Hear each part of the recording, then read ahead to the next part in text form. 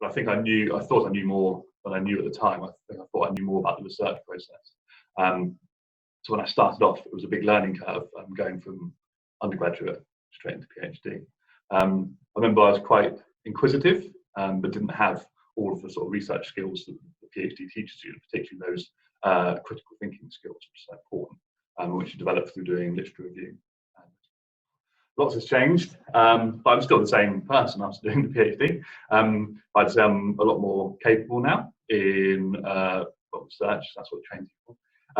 But the biggest surprise and perhaps benefit of the PhD, I think, was that the skills that you learn aren't just applicable to the PhD. I think that was my thought at the start, was that you would use your skills just to address that particular problem or a research problem. But actually, one of the best things about doing the PhD was applying those new skills in sort of broader life. So sort of critical thinking skills, they're great for research, but also useful in thinking about reading the news or thinking about problems in your local area. So it's quite nice to have that opportunity to actually broaden your horizons, both academically and also in your own life.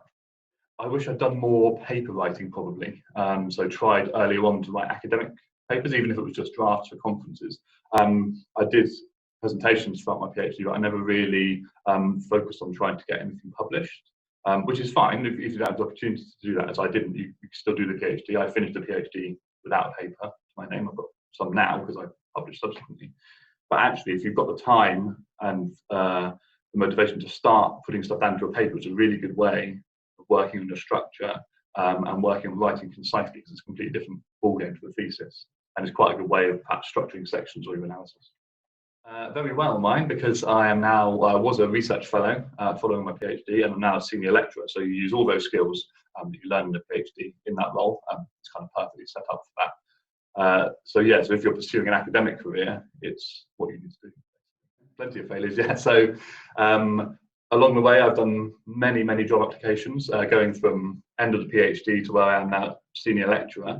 I've probably done 10 interviews in the last 5 years or so at various points, because initially we were on a rolling contract. And I've probably succeeded in 1 in 3 interviews that I've had. So you have to set yourself up for the fact that you need to put yourself out there. You're not going to get every job you try for. And a lot of the experience of applying for a job is that it's exactly that. It's experience. It's getting yourself used to talking in that situation and explaining yourself and sort of selling your skills and abilities. So my first post-PhD job was in Centre for Transport and Society as a research associate. So I went from doing my research in transport sustainability to doing project research within the centre, which is quite an interesting transition, because in the PhD it's you. It's all down to you. You do everything, and you're responsible for crafting that piece of work, and your thesis is yours. You've done every bit of it. You have control over the whole lot. And then you move into working in a research team. And the only real experience you probably have had of that is working with your supervisory team, which is quite different. So suddenly you go from you doing everything to somebody saying, "Oh, I'll do that. I'll do the literature review. You do the analysis." But also you do have to relinquish some of the control that you're used to having and get used to working together to produce a final piece of work. So now I'm a lecturer. I've got a mixture of lecturing and research. So on a weekly basis, an average week, I will teach a lecture or two to undergraduate students or master's students. Then I'll go back to the office and I will work on a survey, or I'll work on analysing interview transcripts or focus groups, or I'll work on designing a literature review or finishing a report. So lots of the things that you're probably doing now as a PhD, I'm doing week in, week out, with more teaching and a lot more freedom probably to direct specific areas of interest, which you guys know. Teaching currently. I'm quite new to it, and I'm finding it really fun at the moment. It's quite a buzz to go out and do the teaching, and we've got a good group of students in our undergraduate classes and master's classes. So it's a real pleasure to go and do that. And I think because that's quite new for me, I've been with that for 5 years. I'm now a lecturer as well. That's what I'm finding most exciting. It's admin, probably. If you can not have to do the things like within the PhD, there's obviously things which are more mundane. You still have to do those as a researcher often. So you still have to do transcription, you still have to do many of those things that can be a bit of a trudge. And sometimes the challenge as well of knowing that in an academic career, it's not always chasing some big question like you might be in a PhD. Often in the day-to-day work of a centre, you might be doing a couple of smaller projects as well at the side, which might be more consultancy focused, something like that, addressing questions which aren't your main area of interest, and yet that's an important part of the work. So it's balancing out those sort of inspirational big projects with the day-to-day work of smaller but important. I think what most surprises me is sort of how much scope there is to do what, to pursue research. I thought before, you do your research project, you get to the end of that, and you kind of assume that's going to be the end. But of course, you're only unlocking a small part of the problem you're looking at. And so I'm still researching the things now that I was researching at the end of the PhD, just further down the line. So it's that sort of sense of adventure, I suppose. There's more out there, and you're constantly looking for the next sort of question. I would say earlier than I did, because I got lucky in the sense that there was work available in my centre following it. So I hadn't have had that opportunity, I'd have been in trouble because I didn't pursue other opportunities. I was enjoying the PhD.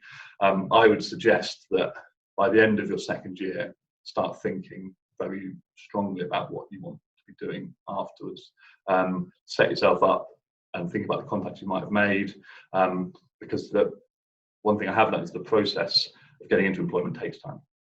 Months at the minimum to have applications, interviews, and that's if you're successful. So set yourself up early, start thinking about it, end of the second year, start of the third. It was fortune in the sense that I was very fortunate that our centre director is very helpful in sort of making opportunities for us. So he's very keen to involve the PhD students and to keep them on in the centre where at all possible. So I benefited from that. I certainly did my best to make myself useful to the centre, so helping other people in the centre, so working with the centre as a team. So you're not just being a student, you're actually a part of the research team. So going to the centre meetings, being interested in what people are doing, offering your insight into things really helps you to build up yourself as a part of the team. But it was very much the fortune of there being opportunities as well, which helped me. Probably the eureka moments, like those moments when I used to do this thing where you go down, there's a pond outside Cuba, and I'd go down if I was really stuck, and you will have days when you're really, really stuck. You just don't do it. And you can't think your way through something. And so I go out and walk around the pond, if particularly in the summer, lovely. And you do circuits around it, and then occasionally you'd have that moment where as you're walking around, just feeling really stressed, you start to get something, and walking is obviously really good thing anyway.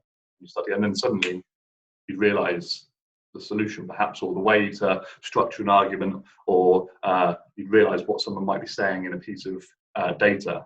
Yes, I just remember those times of walking back from the pond to the office, feeling really good, sitting back down, and sort of breaking through those problems.